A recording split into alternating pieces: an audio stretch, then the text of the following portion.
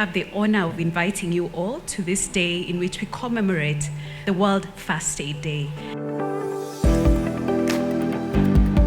We have come up with first aid rules. Those are the rules that are used to govern occupational first aid. And the one aim of this occupation first aid is to preserve life.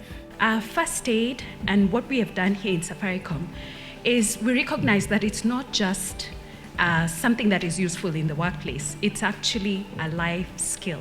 One of the things that then we've called out is, how can you be in that space if people go to work and don't go home in the same way they came? So we also have a clarion call, work safe, home safe. So you go to work safely, you go back safely. We've also had to ask ourselves a few questions in our health, safety, and well-being strategy. And we said we don't want to be compliant on several things. So we've moved from compliance, and we are actually aiming to be a leading health, safety, and well-being environment. So in our strategy, we've trained about 6 to 8 of our people in first aid. Thank you very much, Safaricom, for choosing and trusting Kenya Red Cross to train you. The quality training we give you is science-based, evidence-based.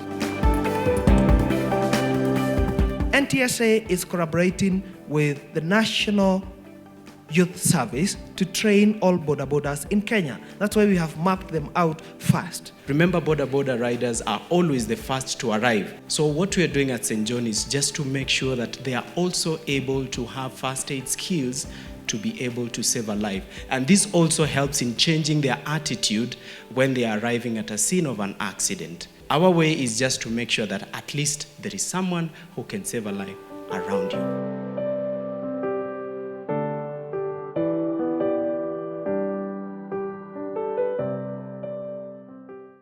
My challenge today is that interaction we're going to have today, can we take it back to our workplaces, to our homes, to our community?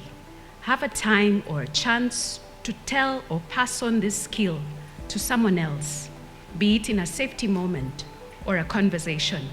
Let's make this knowledge applicable to everybody, available to everyone that we encounter and interact with. Find an opportunity to do so.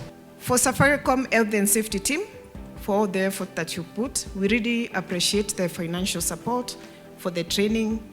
Anytime that we call upon for upgrade, usually step out, and you've done a good job. Way forward, we look to partnership more on activities and events that will be coming up and ensure that we make this a culture.